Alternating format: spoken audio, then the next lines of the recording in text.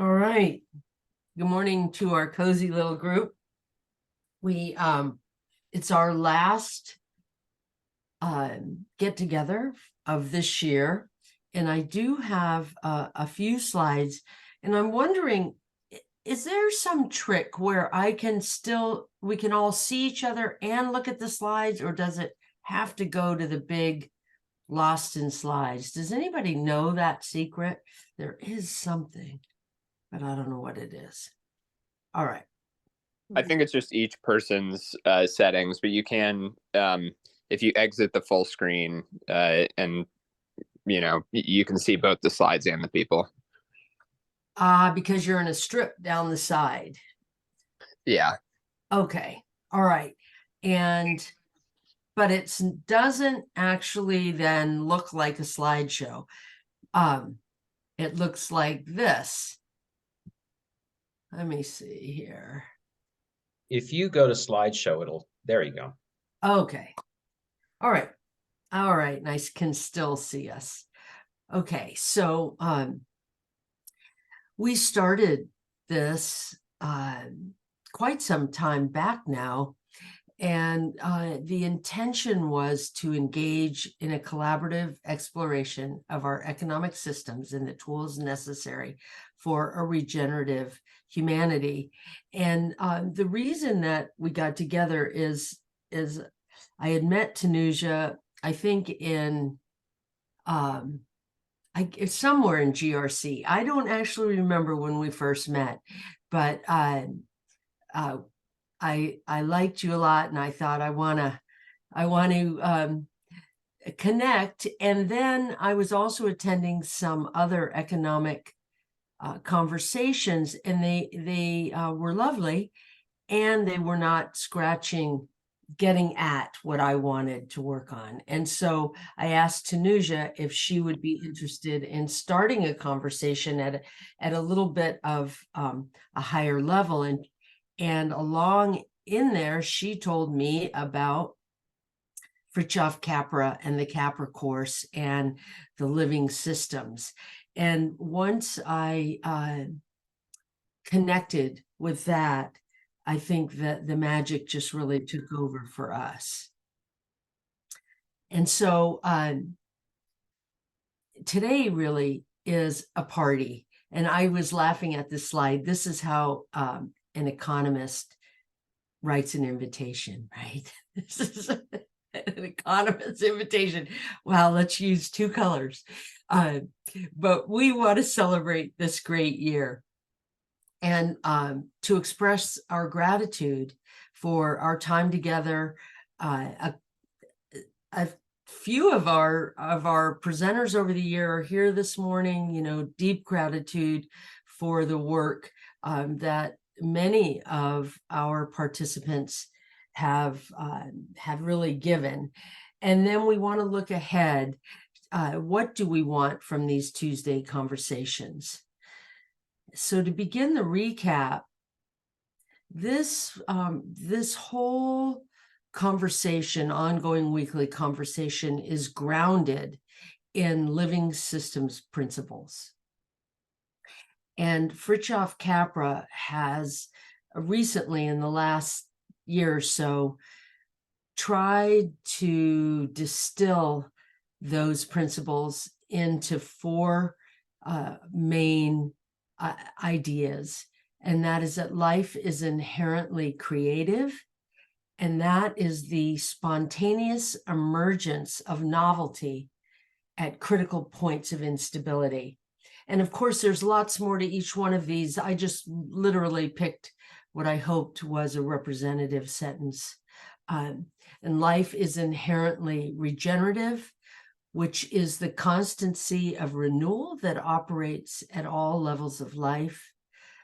Life is inherently intelligent, being cognition, which is the essential dynamic of sentient beings interacting with the environment. And by that, that's everything from a cell to on up. If it's living, it has cognition in this theory. And life organizes itself into networks and systems. into basic recognizable patterns that we have some degree of ability to count on replicating, although there's all kinds of creativity and intelligence going on that can present, as we know, in an infinite number of possibilities.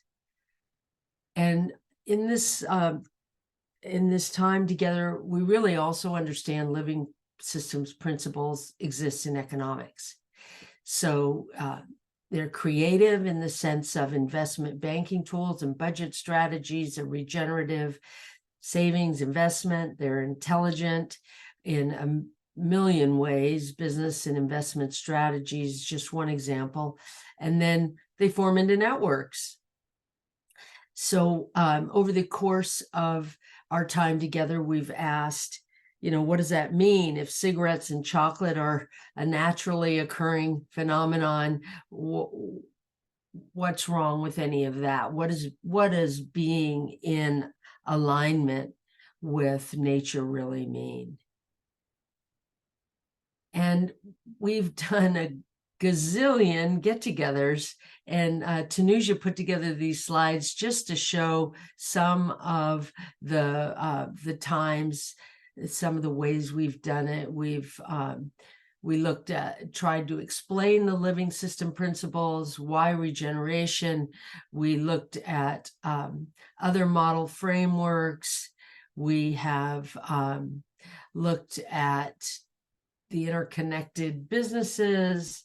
Eleanor Ostrom, we spent quite a bit of time with her in the Commons and designing a way forward, and just have been playing with those ideas as over the course of the year. And Catherine Alexander presented, and Ingrid Edstrom presented, and Michael Lennon has really kind of been a core part of the team. I hope he's going to be able to stay for today and pipe in. And then we want to ask, what has been working in these sessions? What would you like more of? As together we plan for next year. And we really feel like we have several folks, y'all are here, that are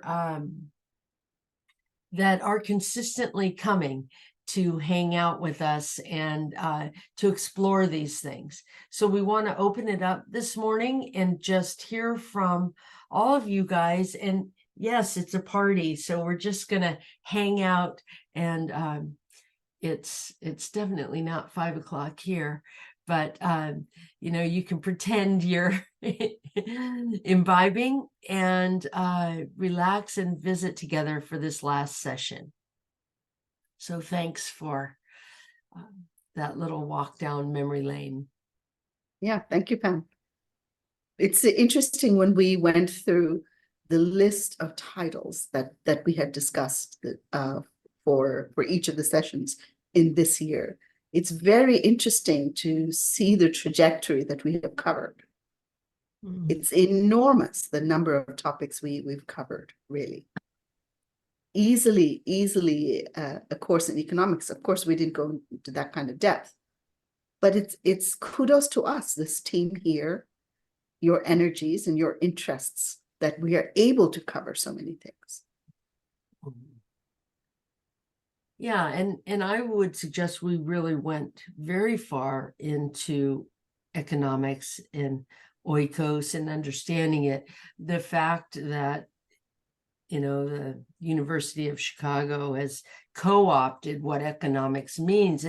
They don't get to have sole ownership of what it means. And I think that's really what I keep trying to break through, that our intelligence, our creativity, our regenerative capabilities, we can do anything we want. We aren't stuck in, and I think at one point I had everybody do the connect the 4 dots, connect the 9 dots Mm. with 4 9 straight lines, because it's like, yes, we absolutely can, and I trust that the emergence of novelty will occur when it gets unstable enough. But I don't know what that means for many sentient beings here. Catherine, yes. You know, when you talked about what Fritjof has been doing, one of the things that I'm considering that I think might really, well, at least for me, kind of hits at the heart of what we're trying to do is Fritjof really talks about networks. And I want to shift that word to ecologies. Oh, interesting. Because there is something about the relationship in ecologies that you don't get in networks. Networks feel very linear. They're about nodes that do stuff and they connect to each other, but the relationship piece is just not there in that word. And when you think about ecologies, then the relationship steps forward. And that's, I think, really what we're talking about in terms of economics, that it is about the relationship. It's how we're together in all of this and how it's richer for all of us being here and how to do that. We're dealing with an economy that is extractive.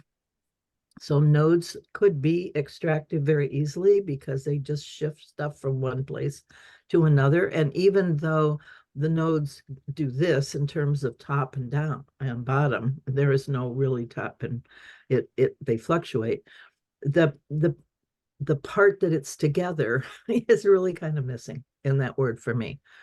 And so to think about an ecology and how that supports everything in it and the relationships that need to be made.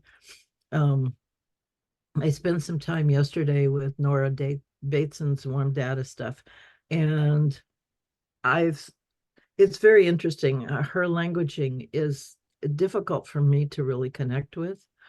I kind of feel like I'm floating like this around what she's saying. But yesterday she was being interviewed, and between her and the interviewer, what I really got is that we're actually talking about the same kind of thing. For me, it's been about how do we understand we're part of something that's relationship. There's a mutual caring there that has to be part of any relationship. And that's been sort of absent from this. It's the mutuality piece. We don't see the mutuality between the bacteria in the soil and us. And so we think it's separate, but it is very much not, because without their work, we can't be here. We can't survive. And the work that Lovelock did, and now Alpha Low, who I'm going to interview at 11 if anybody's interested, are doing to show the relationship between the bacteria in the soil and our climate, that the managing of the temperature, of the oxygen level, of all those things is a function of the relationship of everything in it. And as we have diminished the numbers of living things that can contribute to that, that's been part of the uproar with climate change, that the balance that needs to be made has been upset. And so it needs to be regained. So the relationship is so key and so primary to everything in living systems. And how we recognize and engage with that is really what we're talking about, I think, in the new economy, because it's the mutuality we've been missing. It doesn't seem mutual. It seems like I got to get in there and get it. Well, for sure. That mutuality, that responsibility is just not there. It's not seen as a cycle in that kind of sense. It's a one-way thing. Yeah. So, Jason. Yeah. Yeah, I was also in that session with Nora Bateson yesterday. It was absolutely fantastic. I would say I'm relatively new in terms of following her work, but I find such deep resonance in what she has to say, and you know, Catherine bringing up this word ecology, I really like that, because, like you said, it allows us to go deeper than, you know, the idea of a network which has pieces and parts. And one of the Right. things that Nora was saying, you know, when she was talking about the warm data, is that, you know, there's something that cannot be grabbed there. There is something that is that cannot be found in the parts, right? So we look at networks, and there's this part of the network and this part and this part and this part, but in an ecology, you know, there's something that's beyond the parts. There's something that we cannot see. There in it is based in relationship, right? And the mutuality of that relationship, and how one piece, how one person, how one node of the network can actually show up in the presence of another. Yeah. And we are impacted by the presence of others, and we impact others in how they can show up through how we're showing up in the relationship. So this idea of ecology, you know, goes very, very deep. And what I love about that is I had a friend years and years ago who was the first person to introduce me to the idea of, if I hold a space for you in judgment, and I am holding a space where you are small and you don't matter, and all this stuff, then how you are able to show up for me is within that container. Mhm.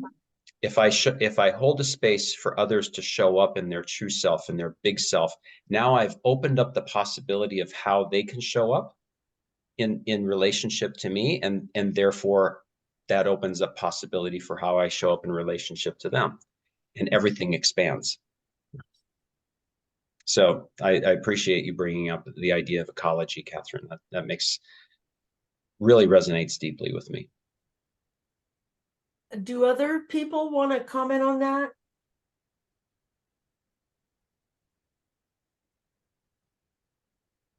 Because Well, I have I do have you do, Pam, but okay, let me ask the question quickly of Catherine. So I agree that the focus on mutuality, which is really a two-way flow, isn't emphasized in what's called networks. But it's also not emphasized that life is process, not noun. Maybe the issue here, or in the paradigm that we live in today, which is the Western paradigm, in that paradigm, it's a noun-based living. It certainly helps. Yeah, And keeps it. because of that, when we say network, we don't see the flows, right? Because that's what we're focused on. We're focused on the things. Right. You know, the thing is a node, and the relationship, the connection between two nodes is also a thing. So everything is things. But aside from that, would you explain a little bit more in detail, if you will, how you see the mutuality of ecologies? Well, and this is, I think, is where the warm data comes in. I don't like the word. I never have. It is, however, sort of a brand. It's really different, so it gets your attention. But I think it really hides what I think she's talking about. And I saw a lot of parallel between what she's getting at and Andreas Weber. Andreas Weber talks about this juicy body connection between living things, and how we know and sense the other through our bodies, through this sensitivity, this the signals that we send to each other that are not necessarily conscious, and they're not overt, and yet we still, that's sort of the nitty gritty. That's how you sense something. When you meet somebody, you have a reaction to them before they've said anything. There's all this communication that has happened. And that's for Nora, the warm data that we need to bring forward and be more conscious of, and begin to actually trust and value. Because that's where we get into the conundrums of, oh my God, I got this feeling, but they have this status and all these people like them and, you know, all of this kind of stuff. So I should be in a certain relationship, but it's really hard for me to do that because I've got all this other stuff going on here that tells me I shouldn't do that. And so we tend to dismiss that and figure out how to function in what has been required from all these other information sources that we have, Right. instead of The really calculated. trusting. Yeah. Yeah. And And that the she's latest really- thinking, Yeah. the latest thinking on living systems, because people have yet not found out where life exists, right? Or where it comes from, is that life is an emergent property of process. It's based on relationships. And that makes sense because there are no things anyway in the universe. Everything is patterns. It's all flows and life is emerging from it. So we need to very quickly move towards relationship-based thinking. Otherwise, we're killing life itself. Exactly. Exactly. It's Yeah. so Ingrid has her hand up. Ingrid.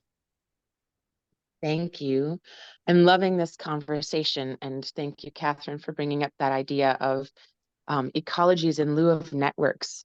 I love that idea, particularly as a biology major myself. Ecology is kind of my jam. And I'm also thinking of it in terms of language and recognizing the learning curve for people who are entering these conversations for the first time. And that ecology for many is a level 3 word. And if someone is just stepping into having these conversations and trying to understand what it is we're talking about, I think there is still use for networks. And leading an organization that is very much level 1, trying to introduce people to these topics, trying to get them interested and involved for the first time, I can't call it the accounting alchemy ecology because I will be turning my audience away. Calling it the Accounting Alchemy Network makes it sound more approachable for people who are just stepping into these ideas for the first time. And I think that it's a slightly different spell that we're casting to a certain extent. Language is important. That's why they call it spelling. And at the same time, really kind of just recognizing where people are in their own learning journey and path and releasing the judgment. Recognizing that we all have our personal learning and growth journey, and judging someone where they are when they haven't been exposed yet to these ideas and aren't yet able to grasp where they fit in an ecology because that's all new and different to them. Judging them for that process isn't helpful, and it's going to end up being more divisive. So I'm trying to think of how we can bridge that gap and hold both of those ideas as important and valid for different people in this process. Ingrid, if it's helpful, I like to think about gravitational force, you know, the what's called G, right? 32 feet per second square. When we were young and the concept was first introduced to us, it was told to us that it is a constant, that wherever you go on Earth, the gravitational force remains the same. Then as we got into college, we suddenly learned, no, it isn't. If you go to the top of the mountain, it's different. As you go towards the center of the Earth, it changes. So what we're saying here is what Ingrid, you alluded to, the idea of bridging or connecting. Learning, teaching, conversation is also a connection. You can only connect from where each person is at. Yep. So simplification is a wonderful tool based on the needs of the bridge as well as the needs of the conversation. If the centerpiece of my conversation isn't gravitational force, then I can get away by saying it's a constant. Since it's only a little thing that doesn't need to be focused on at that time. So maybe that's a way to think about it. So if you're, for example, bringing in a group of people in your classes or courses, start by talking about networks. And then as you move on, introduce ecologies and show the subtle difference between network and ecology, by which time hopefully they'll be able to grasp it. Yeah, the trick is not being stuck. Yes, being willing to change. Yeah, absolutely. Mark, please.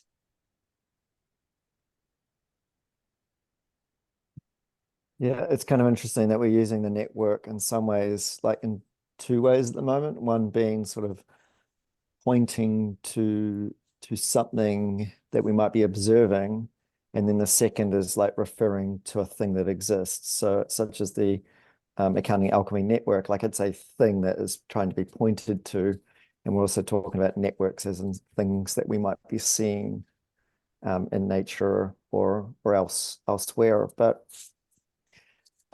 my little contribution to this thread would be that, and we've used this language already, but so in some ways I'm just underlining it, which is that what we're talking about is relationships. And it's interesting to note that Nora's father, Gregory, like that was his work was all about relationships.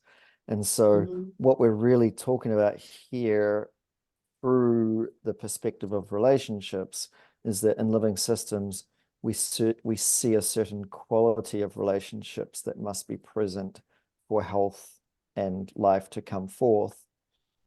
And then when we look at many of the things that we've made of humans, made as humans, human systems, they don't have the same qualities of relationship that living systems has. And so that's sort of a pointer to us that that's a reason why they aren't healthy and can't bring forth health and flourishing in the systems that we make.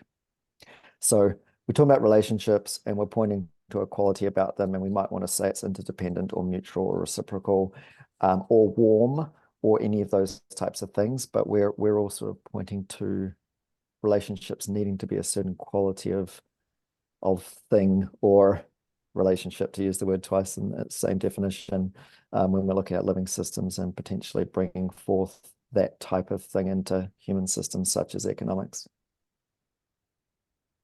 Yeah, I am struck by the image of that we are all fish trying to talk about water, and that I'm so drawn back to the four qualities of the living systems from Fritjof's work, because it is all happening just naturally.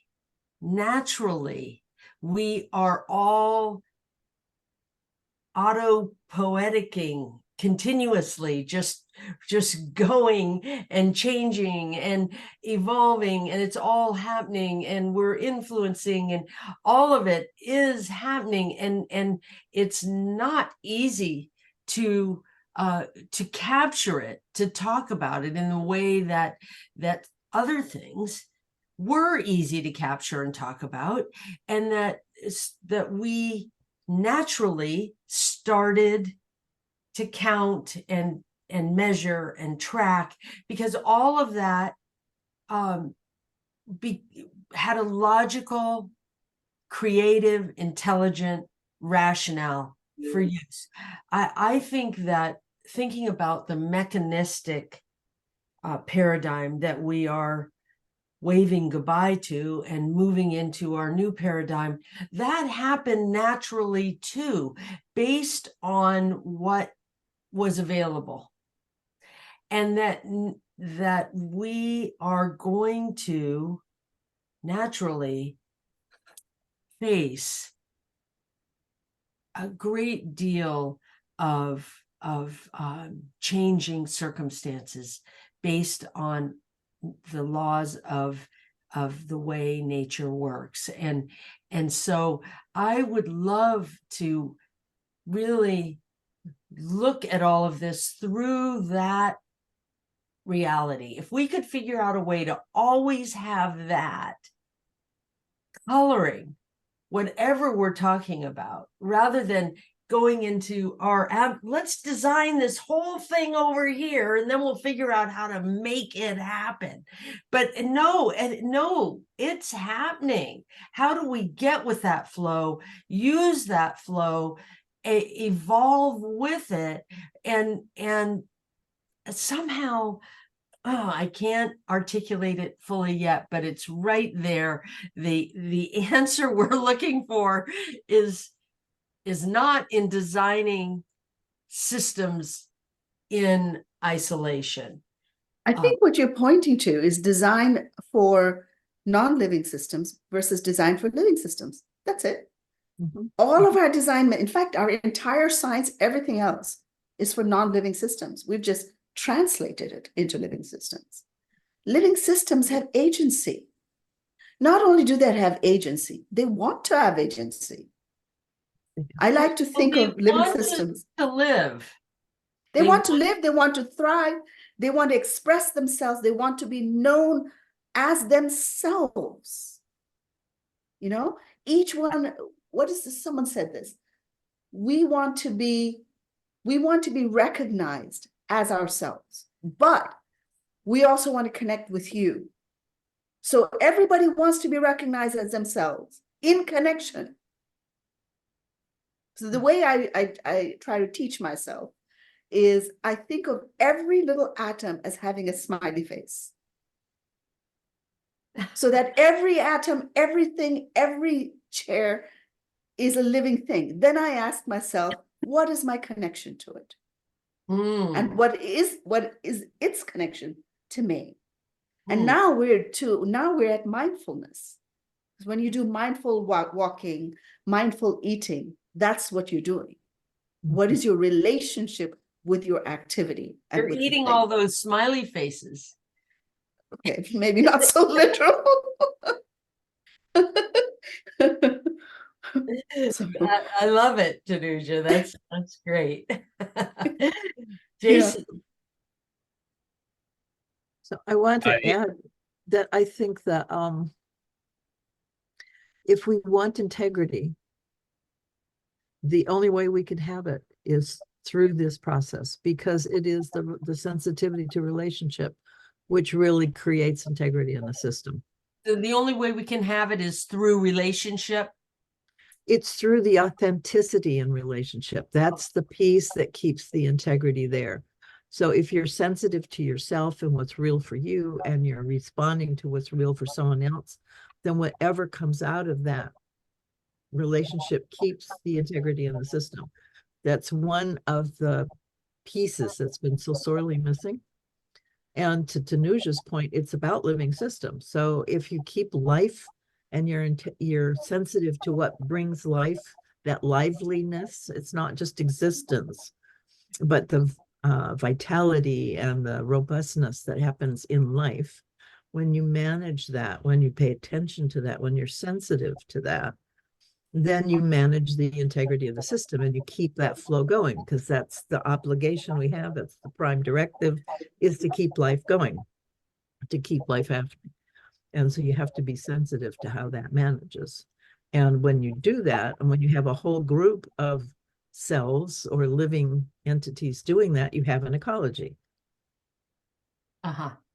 So I put a question out there, but I know Jason is going next. So I'll just put a question and we'll come back to it if that's okay. Catherine, the question is, what does it mean? What does authenticity mean? So we'll come back to that. Jason, do you want to go?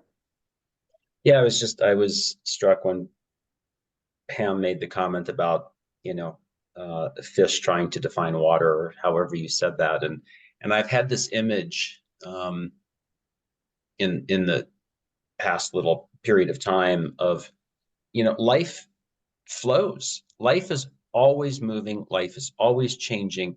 And what we tend to do is we tend to put a boundary around ourselves and pretend like we're somehow, separate from that flow, that we're separate from each other, and that something is mine. I'm going to go design something that is mine. And, and we can do that.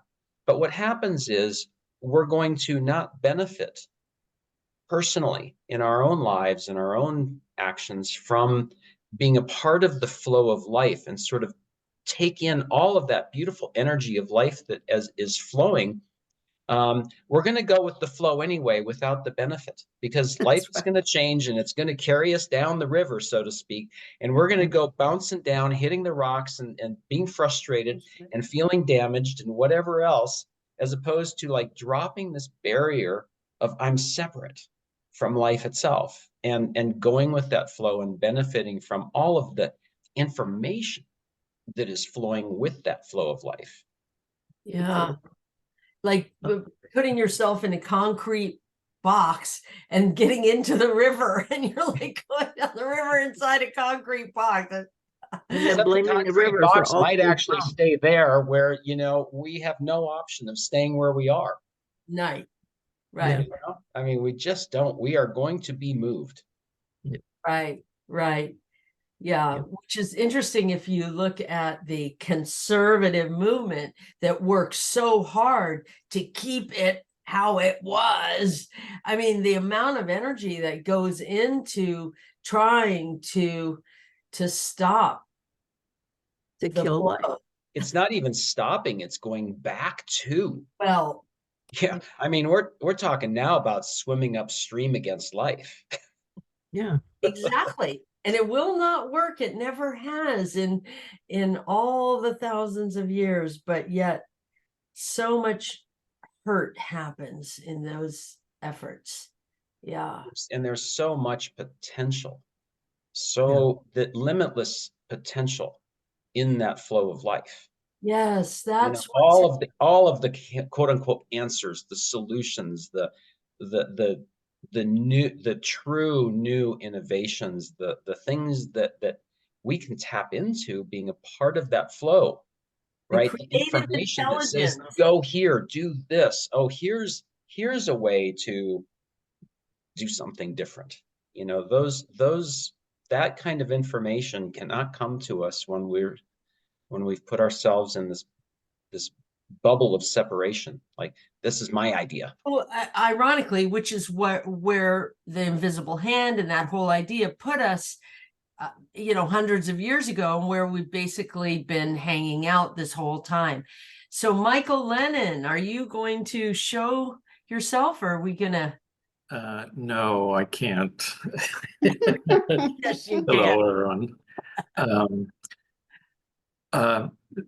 I'm trying to figure out what would be the most constructive thing to offer. I would like to first celebrate that for me, part of the reason to enter into this conversation, and it's the conversation is what I really want to draw attention to, that regardless of what's being said in it, oh, this, that, the other, there's an artifact called a conversation, and that is a meta thing that is worth sustaining and evolving. But the thing that drew me into this conversation was that I had some familiar concepts. I was trained as an economist. I was like, how do these change if I come into a place where people are talking about these things differently? And that brought up a different conversation that wasn't explicit here, but that had surfaced elsewhere in my life about adapting to change that was unwelcome. Because when I approve of change, when change looks like what I think it ought to look like, I'm very, go with the flow. But when it's disorienting, confronting, then there's the question of how do I be with this information, both individually, in conversations, and in the systems in which I'm in.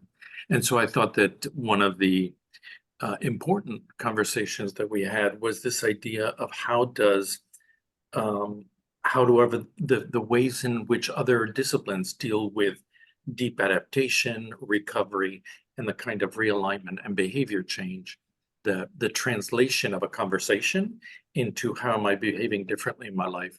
And I would like to have that be an aspect, a goal, an explicit goal of this conversation, is not just the exchange of information, but what does it mean to inactivate that and to live it out more fully? And I think we're all trying to do that in different ways in our lives, but that we might want to start taking that on explicitly.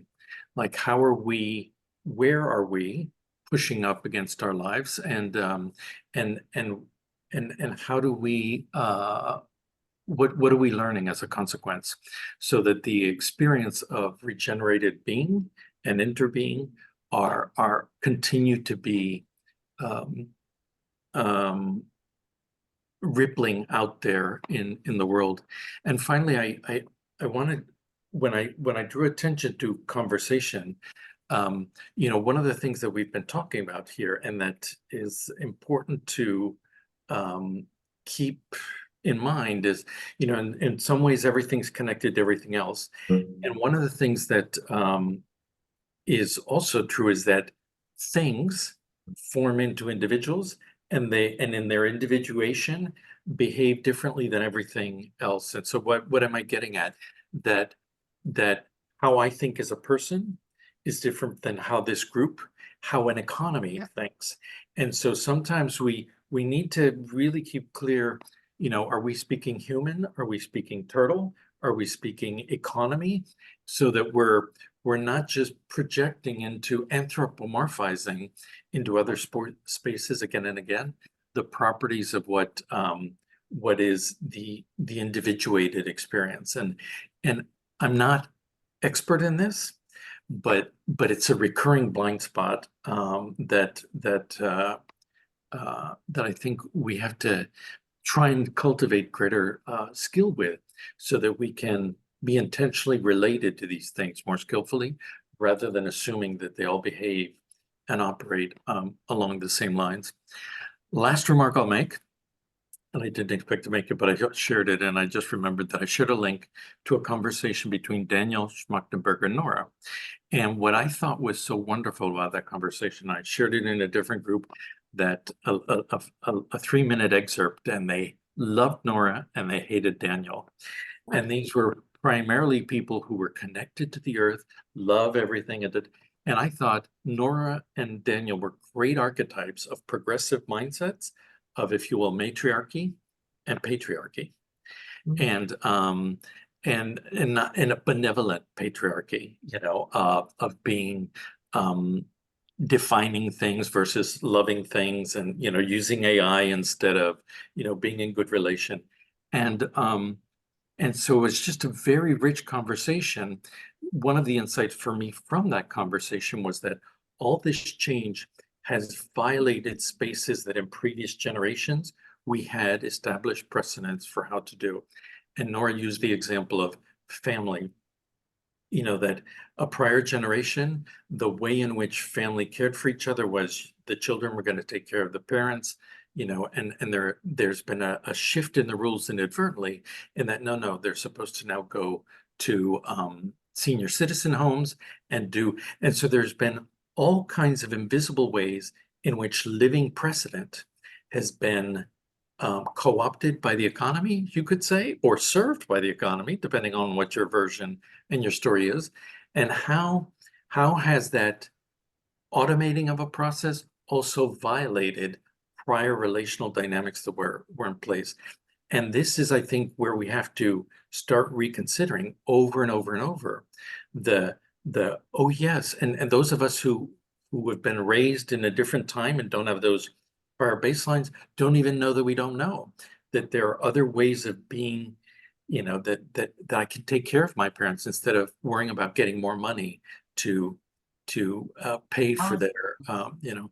And so this whole question of recovering the aliveness, and what does that mean, is what I thought was a beautiful insight in living space, whether it was the family, whether it's in networks, whether it's in place after place. How do we reclaim the living dynamics from you know, what has become faster, more efficient, higher performing, and to co-inquire together. So I know that was a lot, but thanks. Thanks, Michael. Good Mark. job. Yeah, I guess in some ways like a celebratory closing thought invitation for next year's conversation. I'm going to try and make this as concise as possible to land it. What I want to point to here is this idea that at some point in time, thousands of years ago, there was a bifurcation where humans split away from our relationship of living in relationship with living systems. And so we've had this, very long journey where we've emerged essentially the economics of today. And it is abstracted from the living world. And what I would suggest, what we're actually talking about, whether aware of it or not, is from this perspective that we have, us all being on this abstracted branch from the living world, and all of the progress that we've made together, we now have an ability to see the living world for what it is. And this moment about bringing about regenerative economics is bringing that living systems branch about amidst this world that both allows us to see it for what it is, but also like is in the form that is not it. And so I say all that because I find, as I've said this before with Fritjof's work, like I find it pretty abstract and not comprehensive and not particularly accessible, but like that in some ways is a reflection that I would suggest his work is too grounded in this branch of abstraction that we've been on as humans away from the living world. And if we get lost in that and not identify with this project being about to bring essentially the economics of the living world about in the way that we do things as humans, we won't really be making much progress because we'll be trying to build off of this branch that is and has for a very long time been separated from the living world, and we will make very little progress. So it's to say that the future of economics in a healthy world is bringing them about from living systems, as opposed to trying to change sort of the branch that we're on that is abstracted from living systems and trying to make it living systems. So I don't know if that was particularly clear, but I think that It there was is actually. an important there's important work to do in the coming year if some of that resonates. Yes, and thank you, because that really I resonate with as well, that we have to get off this branch entirely, and we need to go back to the living systems of which we truly are inherently a part, and go from there. And I don't know how to do that, but I very much resonate with I feel that too. Thank you, Mark. That was really But great. this group is suited for it because we're not economists, except for Michael. He really is hardly could think of himself that way now, right? Recovering Yeah. economist. Right. Uh, But your knowledge base is helpful, and same with Ingrid's as well, into how that all works.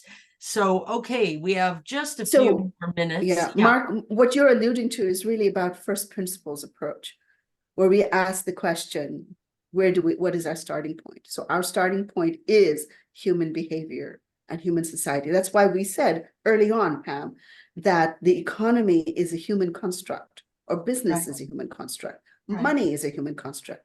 Since it is a human construct, we can construct it any way we like. Yeah. Yeah. And yeah, two more hands. And then also I think you and I need to let folks kind of know what's happening in January too. So let me just say, we're going to be back on the 19th, correct? Is that the date though? The Tuesday, the second Tuesday, I think it is, or third, is it? Okay. No, Tuesday is the 16th. Oh, Tuesday is the excuse me, 16th. Tuesday the 16th. Yeah. Okay, the 16th. I won't be here till the 2 weeks later, but Tanuja's got it. I'm being a bad capitalist person and flying Oh, to really? Thailand and going sailing. So I'll be gone in January, feeling slightly guilty. All right, Rick. Yeah, I just want to dovetail on a couple of comments that Michael and Mark meant because it came towards the end, and I just felt like the conversation was gaining momentum and going deeper. And Michael, your comment about the bias against Schumacher was fascinating. I'll look at it to see what it's like. And likewise, Mark, I just felt like you were sort of creating a space where we could go much deeper.